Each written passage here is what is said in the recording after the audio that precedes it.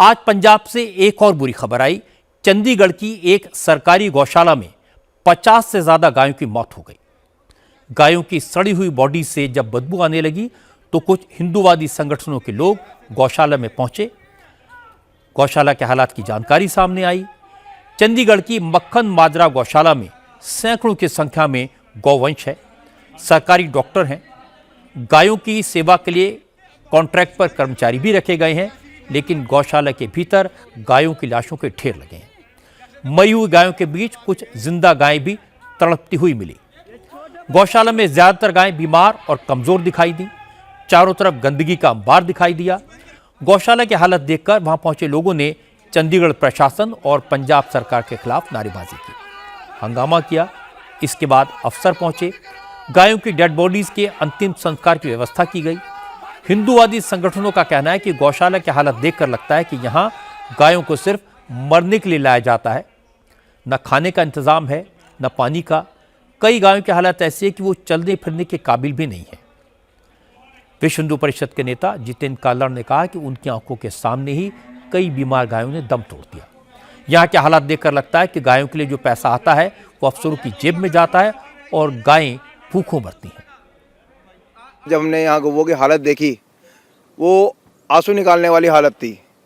70 से 80 गौवंशों को हमने पाया। उसके अलावा जो गौवंश यहाँ अभी आप अपने अंतिम सांस ले रहे थे, उन गौवंशों को संभालने के लिए भी यहाँ पे किसी भी डॉक्टर की व्यवस्था नहीं थी। हमने अंदर भी सारा इंस्पेक्शन किए हैं। कुछ गौवंश ऐसे थे जो भी जिंदा थे, उनकी आंखें भी निकली हुई थी और कुछ के आंखों में से ब्लड आ रहा था। एक बछड़ा हमें मिला जो पल्ली में लपेट के उन्हें तूड़ी में रखा हुआ था। जब हमने उसे बाहर निकाला तो सिसक रहा था। डॉक्टर्स आए, उसको सिरिंज वगैरह दिया। 5 से 10 मिनट के अंदर उसने ही प्राण छोड़ दिया। अब देखो उस बछड़े को वहाँ छुपाने का इनका क्या रीज़न था। कोई भी प्रशासनिक अधिकारी इसकी जिम्मेवारी लेने के लिए तैयार नहीं था। उनका सिर्फ एक ही कहना था कि भी अगर ये गौवंश सड़ी छोड़े हैं तो इसका एक ही रीज़न है कि ठंड के कारण ऐसा हुआ है। पर जहाँ तक हम जानते हैं कि ठंड के कारण 1-2 गौवंश का हो सकता है। 70 से 80 गौवंश 2 दिन के अंदर नहीं खत्म हो सकते।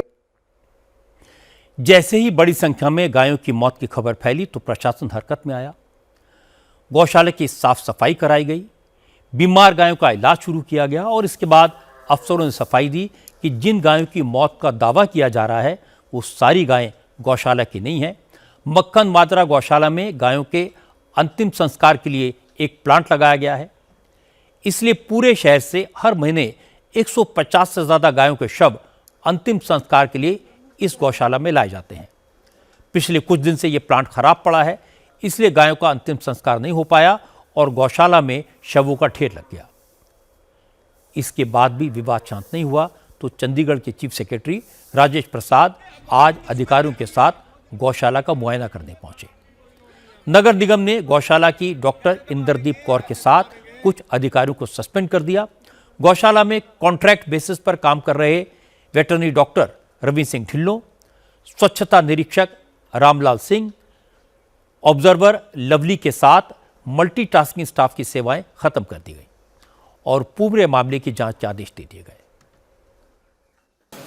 जो इंसिडेंट हुआ इट्स वेरी अनफॉर्चुनेट और उसको इमीडिएटली हमने रेमेडियल मेजर्स लिए हैं। जो भी यहाँ साफ़ सुथरा करने का है, उनको जो अगर कोई बीमार है गाय उसको ट्रीटमेंट देना, उसको मेडिकल फैसिलिटीज़ को है ना देना, उसके साथ ही प्रॉपर फीडिंग करना और क्लीनलीनेस सारा मेंटेन करने के लिए इमीडिएट हमने रेमेडियल मेजर्स लिए। बट जो इंसिडेंट हुआ उसमें कोई हमारा यहाँ इंसिनेटर था वो काम नहीं कर रहा था, कोई काफ़ी दिनों से है ना वो आउट ऑफ ऑर्डर था। मगर उस दौरान अगर गाय की डेथ होती है उसको प्रॉपर डिस्पोजल दूसरे मेथड से करना था। बट मुझे लगता है वहाँ कुछ हमारी डिपार्टमेंट से या म्युनिसिपल कॉरपोरेशन की वहाँ है ना कुछ चूक रही है। ये साफ नहीं है कि गौशाला में सारी गायों की मौत लापरवाही की वजह से हुई या फिर ये वो गायें थी जिन्हें अंतिम संस्कार के लिए वहाँ लाया गया था और प्लांट खराब होने की वजह से लाशों के ढेर लग गए।